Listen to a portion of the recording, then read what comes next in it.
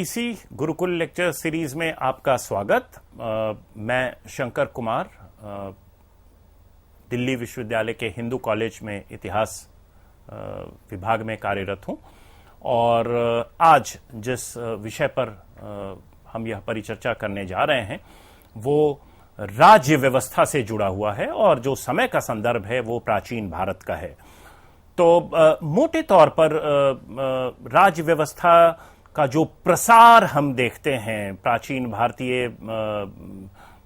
कालखंड में, उसके ऊपर यह चर्चा है। तो एक छोटे अंतराल के लिए हम यह समझने की कोशिश कर लें कि राज्य व्यवस्था से हमारा अभिप्राय क्या है। और जब हम राज्य व्यवस्था की बात करते हैं तो हम एक संस्था की बात कर रहे हैं, और संस्था का मतलब एक मनुष्य विशेष से बाहर का होता है, यानी निश्चित रूप से उसमें मनुष्य का की सहभागिता होती है, परंतु यह एक सिस्टम के तौर पर काम करता है। यह एक ऑर्गेनाइजेशन है और इसका एक निश्चित ध्येय होता है। सो देयर इज अ गोल और इसके कई कंपोनेंट्स होते हैं। ये एक सिस्टम है, यानी कि एक इंटरडिपेंडेंट सेट ऑफ पार्ट्स इसके होते हैं जिस पर यह आश्रित होता है। और उन जो पार्ट्स हैं इसके राज्य व्यवस्था के, उसको अगर इस व्यवस्था से आप अलग कर दीजिए तो वो अपने आप में राज्य व्यवस्था जैसी चीज नहीं रह पाएंगे। तो उनकी अपनी पहचान खत्म हो जाती है अगर इस व्यवस्था से उन्हें हटा दें। तो सिस्टम का मतलब यही होता है, जैसे ह्यूमन ऑर्गेनिज्म।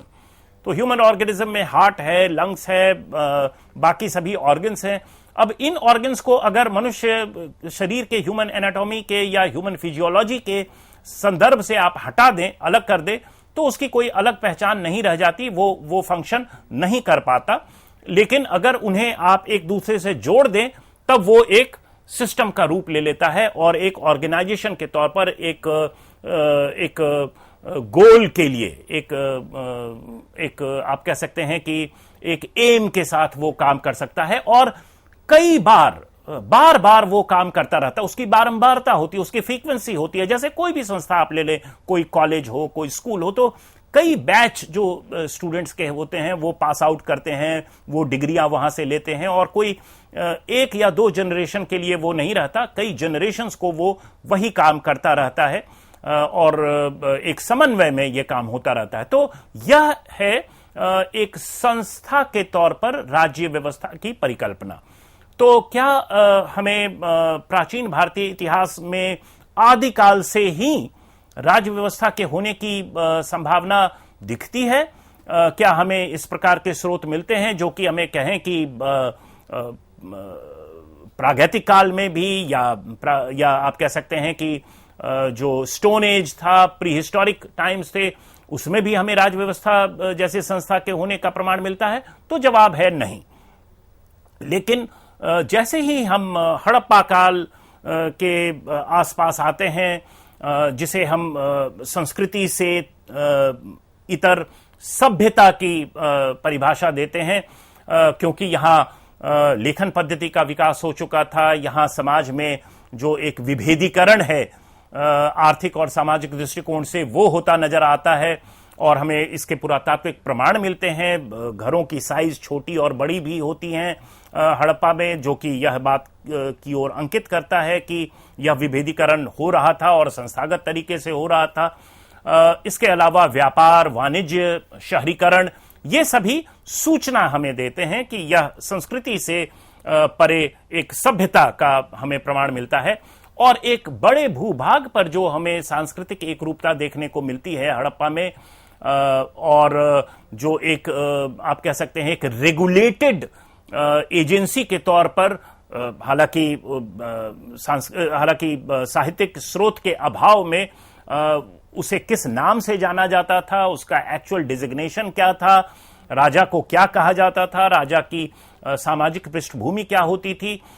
इन सबों के बारे में बहुत जानकारी हमें नहीं मिल पाती है, क्योंकि लिखित स्रोत उपलब्ध है नहीं, और जो है उसे पढ़े नहीं जा सके संतोषप्रद तरीके से। लेकिन उसकी संभावना से इनकार नहीं किया जा सकता। एक प्रबल संभावना आप कह सकते हैं कि हमें हड़प्पा में राज्य व्यवस्था का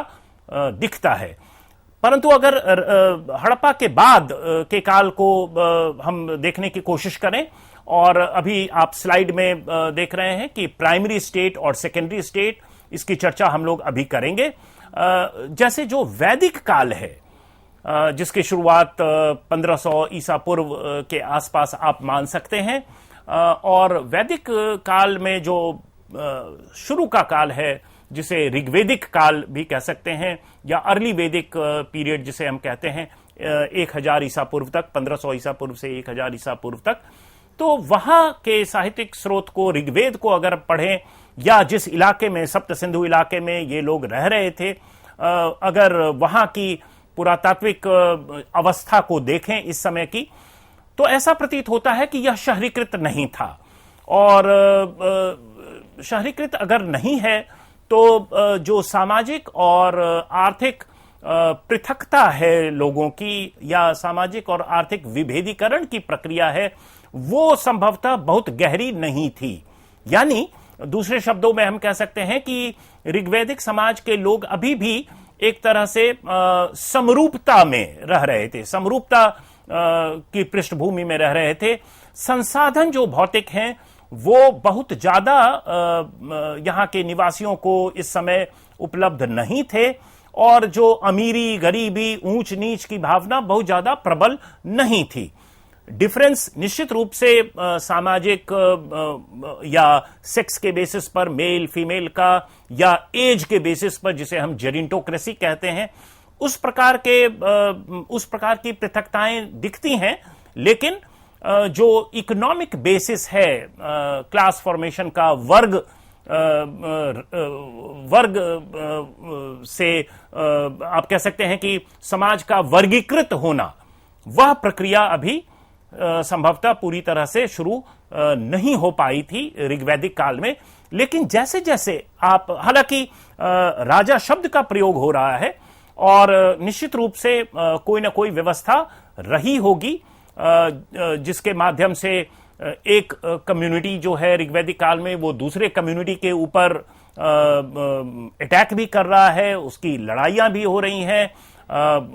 उसका अलग अलग नाम है, गाविष्टी शब्द का प्रयोग किया गया है। तो संभवतः ये जो लड़ाइयां दो समुदायों के बीच में हो रही है, वो गाय को लेकर हो रही है, क्योंकि it was a pastoral economy, पशुचारक समाज रहा होगा। खेती बहुत ज्यादा सघन तौर से शुरू नहीं हुआ था, उसके प्रमाण बहुत ज्यादा नहीं मिलते हैं हमें। जो एकमात्र ग्रेन, जिसे अनाज हम कह सकते हैं, उसका जो हमें ऋग्वैदिक काल में प्रमाण मिलता है वो है यव, और यव का मतलब एक जेनेरिक टर्म होगा सभी प्रकार के जो ग्रेन्स हैं उसको कोनोट करने के लिए। तो जो एक कह सकते हैं सोशलाइजेशन होता है लोगों का, एक वेराइटी ऑफ ग्रेन्स से, फसलों के बहुतायत में होने के बाद फिर अलग अलग किस्म और नस्ल के फसल जब होते हैं, तो हम एक नाम से हमारा काम नहीं चलता, फिर हम उसका नामकरण करने लगते हैं कि यह दाल है, यह गेहूं है, यह चावल है। लेकिन ऐसा प्रतीत नहीं होता ऋग्वेद में। ऋग्वेद में यव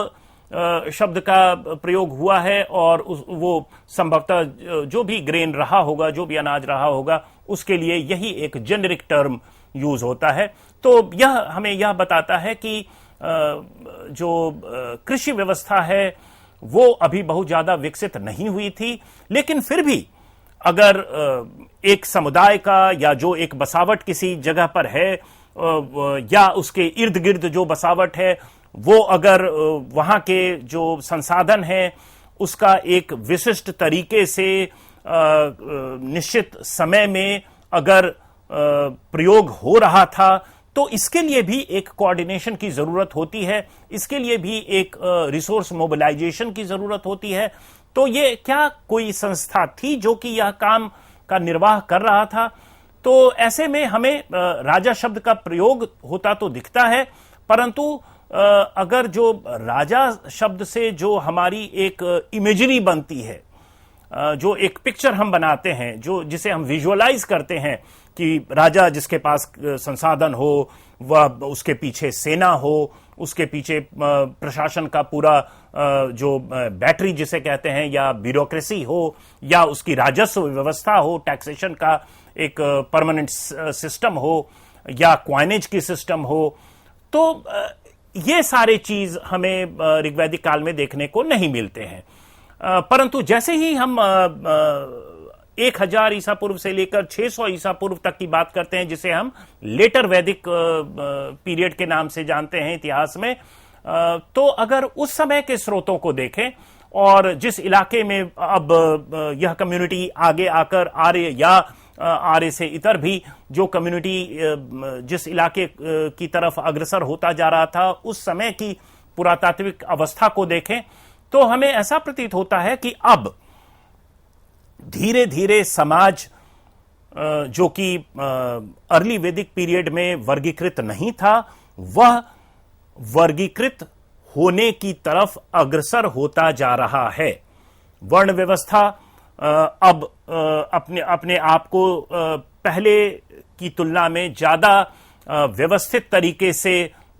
समाज में काबिज कर चुका है।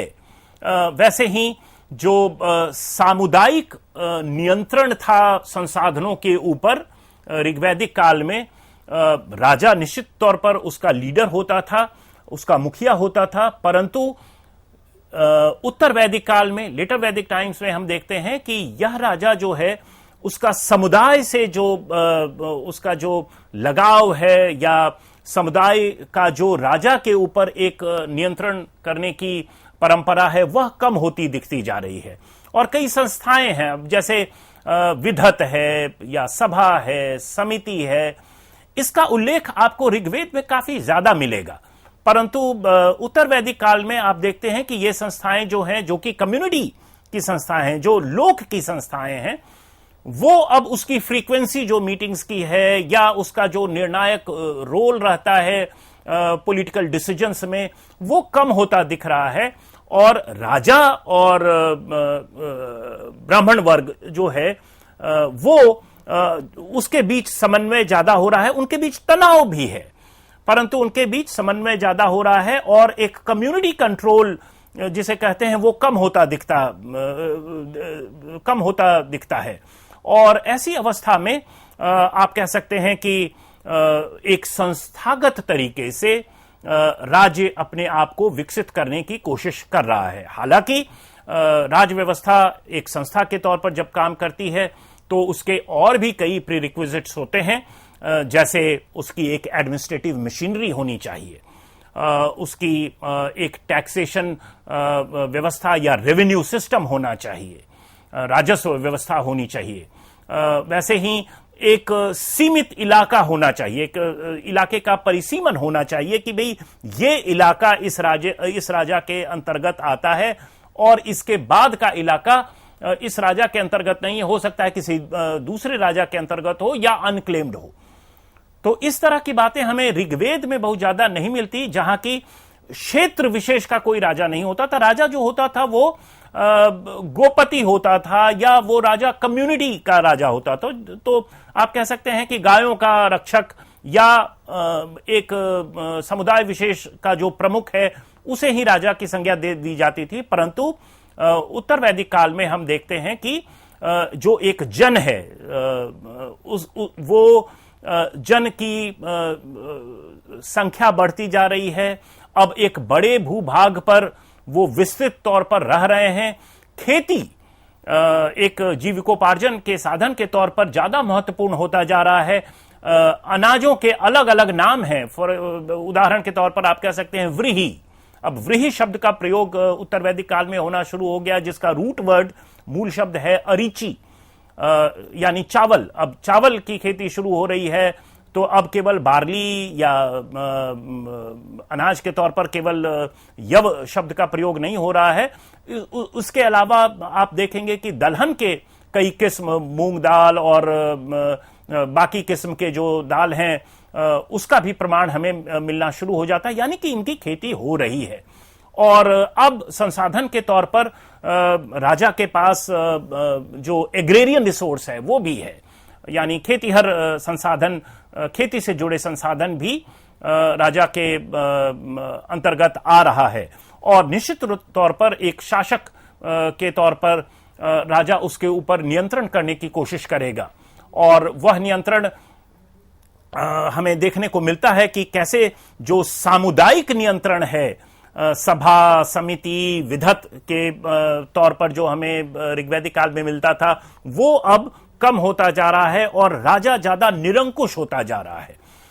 हालांकि ऋग्वैदिक काल में भी हमें सेनानी या ग्रामीणी जैसी संस्थाओं का या पदों का नाम मिलता है, परंतु उत्तर वैदिक काल में हमें यह ज्यादा प्रसारित होता नजर आ रहा है और उसको बैक करने के लिए जो क्रिटिकल रिसोर्स है, एग्रीकल्चरल सरप्लस है, वो भी ज्यादा जनरेट होता दिखता जा रहा है। लोहे का प्रयोग होना संभवतः शुरू हो गया, उससे जो उत्पादन में वृद्धि हुई होगी। अधिशेष यानी कि जो लोकल कंजम्पशन है, उसको करने के बाद भी कुछ न कुछ बच जाता था, जिसे भंडारण के माध्यम से आगे के लिए रखा जाता था। और ये बातें इसलिए महत्वपूर्ण है कि अब समाज में वैसे तत्व हैं, ऐसे वर्ग हैं जो कि खेती करने के बिना भी अपने आप को जिंदा रख सकते हैं, अगर कोई व्यवस्था वैसी बनी हुई हो। जैसे आज ही शहरों में जो हम लोग आज रहते हैं, तो निश्चित तौर पर हम शहरवासी जो होते हैं वो खेती में लिप्त नहीं होते हैं, लेकिन कुछ दूसरे क्रियाकलापों से कुछ पैसे अर्जित करते हैं और बाजार के माध्यम से उपभोग के सारे सामान खरीद कर हम जिंदा रहते हैं। तो बाजार का आना, क्वाइनेज सिस्टम का आना, जैसे लेटर वैदिक टाइम्स में, उत्तर वैदिक काल में आपको कई ऐसे निष्क शब्द का प्रयोग होता है या शतमन शब्द का प्रयोग होता है और एक शतमन इज इक्वल टू 100 कृष्णल। अब इस प्रकार के जो सिस्टम है, मैं ये नहीं कह रहा कि ये निश्चित तौर पर क्वाइनेज सिस्टम को एंटिसिपेट कर रहे हैं, परंतु इतिहासकार ऐसा मानते हैं कि these are early baby steps और यही चीजें आगे चलकर एक विस्तृत क्वाइनेज सिस्टम का स्वरूप लेती है, जिसे हम आहत सिक्कों के तौर पर 6ठी शताब्दी ईसा पूर्व के समय से देखने लगते हैं, जिसकी एक निश्चित इकाई होती थी और वो विनिमय का एक अच्छा माध्यम बन चुका था, जिसे हम करेंसी कह सकते हैं। तो ये सारी चीजें हमें उत्तर वैदिक काल में होती दिखती हैं और राजा जो है वो अब उसके अधीन संभवतः ज्यादा संसाधन है और उससे वो एक एडमिनिस्ट्रेटिव सिस्टम विकसित कर सकता है, उससे वो एक राजस्व की व्यवस्था विकसित कर सकता है। अब जैसे उत्तर वैदिक काल में हम देखते हैं कि बलि शब्द, जो कि पहले ऋग्वैदिक काल में हमें बलि का मतलब जो समझ में आता है वो है स्वेच्छा से दिया गया कोई वस्तु जो राजा को दिया जाता था, तो उसमें कोई कोअर्जन नहीं होता था, उसमें कोई जबरदस्ती नहीं होती थी। परंतु यही शब्द उत्तर वैदिक काल में कोअर्सिव होता गया, यानी कि लोग स्वेच्छा से बलि नहीं देते थे, लेकिन उनसे वो बलि दिलवाया जाता था राजा के लिए। और क्यों दिलवाया जाता था? अब राजा का दायित्व बदल संभवतः गया था कि वो उस इलाके की एग्रेरियन रिसोर्स को प्रोटेक्ट करता है या उसकी सीमाओं को वो प्रोटेक्ट करता है। और आप कह सकते हैं कि पहली बार उत्तर वैदिक काल में हमें भारतीय इतिहास में क्षेत्र का जन्म होता दिखता है, यानी कि जमीन अपने आप में एक वैल्यू के तौर पर उभर कर आता है, जो कि अर्ली वैदिक टाइम्स में नहीं है। राजा खुद जो है वो अपने किन ग्रुप का राजा होता था, ठीक है, अपने सगे संबंधियों का राजा होता था, वो किसी क्षेत्र विशेष का राजा नहीं होता था। परंतु उत्तर वैदिक काल में वो एक क्षेत्र विशेष का राजा है और उसकी सीमाएं निश्चित हैं, और वो केवल जन का राजा नहीं है, बल्कि वो जन जो कि एक निश्चित इलाके में रहते हैं, जिसे हम जनपद की संज्ञा देते हैं, तो वो जनपद का राजा है। और काल विशेष में आगे चलकर अगर आप देखें 6ठी शताब्दी के आसपास, तो प्राचीन भारतीय स्रोत, चाहे वो बौद्ध परंपरा में लिखे गए स्रोत हों, चाहे जैन परंपरा में लिखे गए स्रोत हों या वैदिक परंपरा में लिखे गए स्रोत हों, तो 16 महाजनपदों का वो उल्लेख करते हैं। और ये 16 महाजनपद निश्चित रूप से राजनीतिक इकाइयां थीं और वो एक क्षेत्र विशेष के राजा होते थे। हालांकि उसमें से कई गणराज्य भी थे, जिसे हम रिपब्लिकन पॉलिटी कहते हैं, जहां सामान्य लोगों की सहभागिता प्रशासन में या राजनीति में ज्यादा थी। लेकिन कालांतर में हम देखते हैं कि धीरे धीरे जो निरंकुश राजवंश है, जिसे मोनार्किकल पॉलिटी आप कहते हैं, वो ज्यादा मजबूत होता गया और मौर्य काल आते आते या कॉमन एरा के आते आते आप पाते हैं कि पूरे भारतवर्ष में ये एक नॉर्म बन गया। तो स्टेट सिस्टम या स्टेट पॉलिटी जिसे हम कहते हैं, वो जैसे जैसे प्रसारित हुआ भारतीय उपमहाद्वीप में, कॉमन एरा के शुरू होने तक मूलतः जो मेन स्ट्रीम पॉलिटिकल स्ट्रक्चर है वो मोनार्की था। जो मेन स्ट्रीम पॉलिटिकल ऑर्डर है वो मोनार्की का था, राजवंश का था, न कि ट्राइबल कन्फेडरेसी का या रिपब्लिकन पॉलिटी का या ओलिगार्की का। छोटे छोटे तौर पर आपको अलग अलग काल,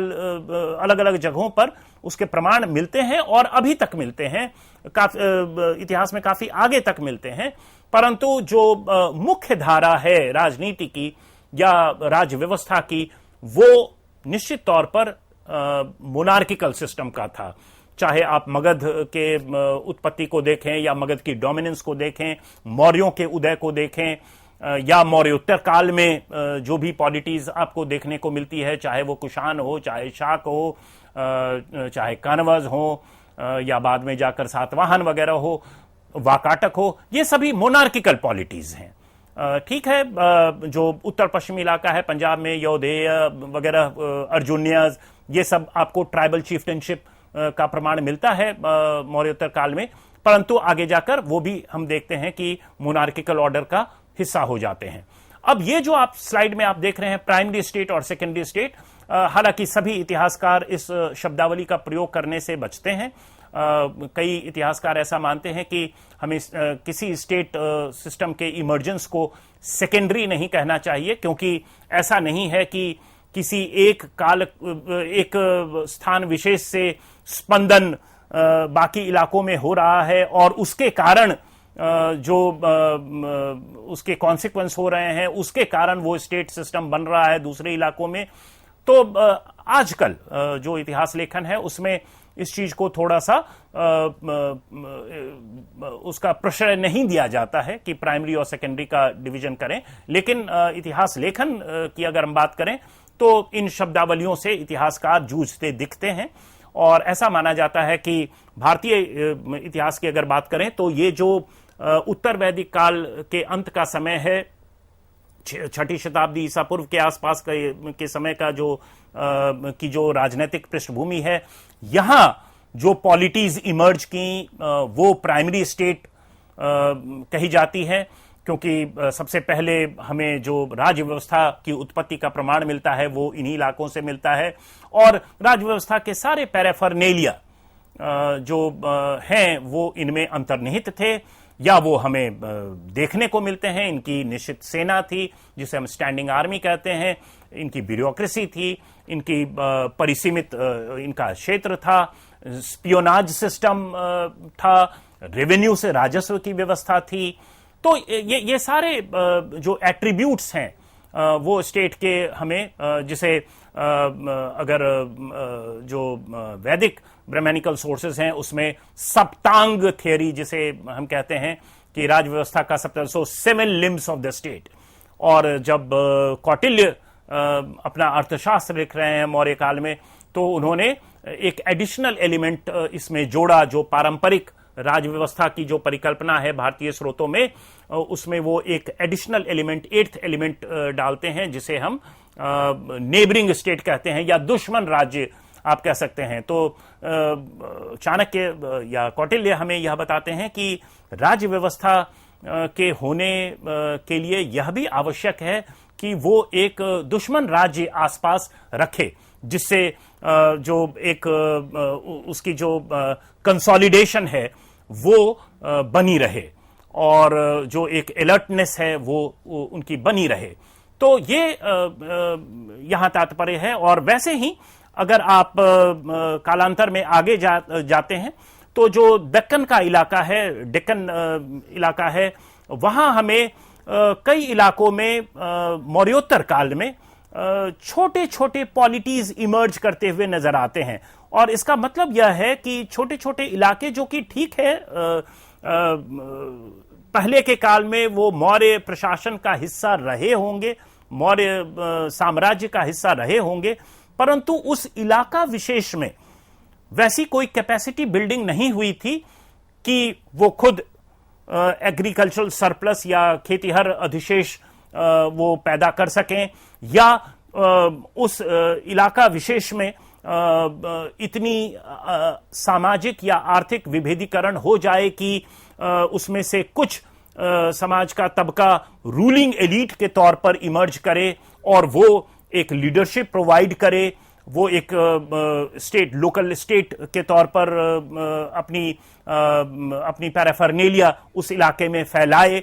तो जैसे आप अगर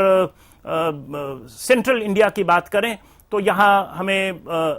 रथीज का प्रमाण मिलता है, और जो सातवाहन के पहले का काल है यानी beginning of the common era के कुछ पहले का समय है, तो उसमें हमें महारथीज का भी प्रमाण मिलना शुरू हो जाता है। यानी कि एक आप कह सकते हैं डिफरेंशिएशन, एक सोशल और इकोनॉमिक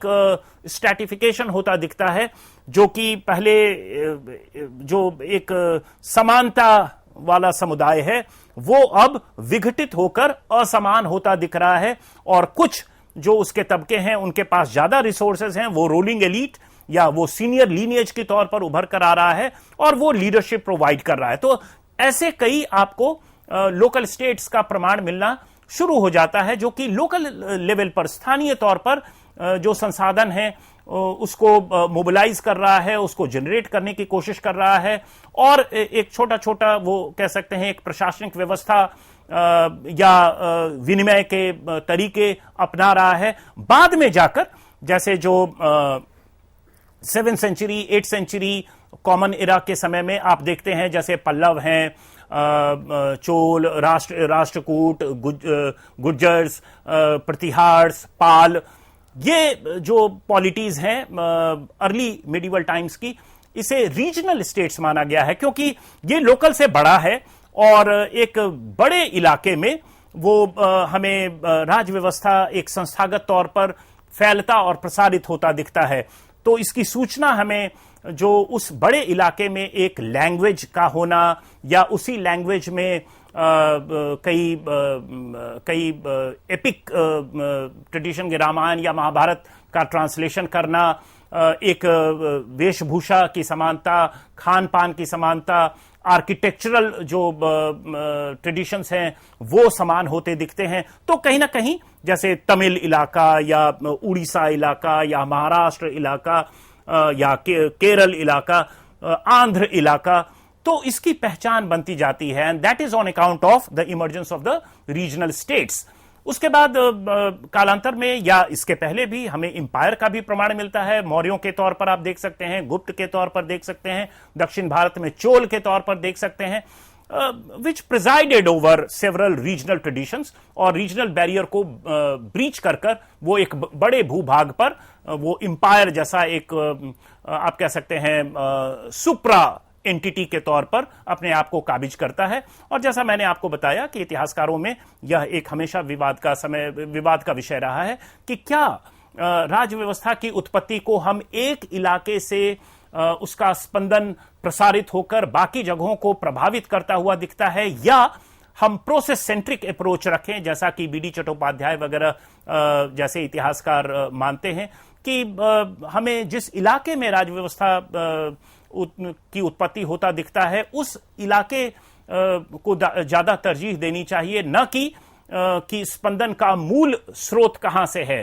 तो कहीं आप कह सकते हैं कि एक डिफ्यूजनिस्ट थियरी को अब लोग नकारते भी नजर आते हैं। तो कोई एपिसेंटर एज सच नहीं है, तो प्राइमरी और सेकेंडरी वाला जो डिवीजन है उसके ऊपर भी लोग अब बात इतिहासकार करते हैं, जिसे हम प्रोसेस सेंट्रिक अप्रोच कहते हैं। तो हमें लगता है कि यह एक मोटे तौर पर एक नजरिया हो सकता है जिसके माध्यम से हम प्राचीन भारतीय इतिहास में राज्य व्यवस्था की उत्पत्ति एवं प्रसार को एक संस्थागत तरीके से विकसित और प्रसारित होते समझ सकते हैं। धन्यवाद।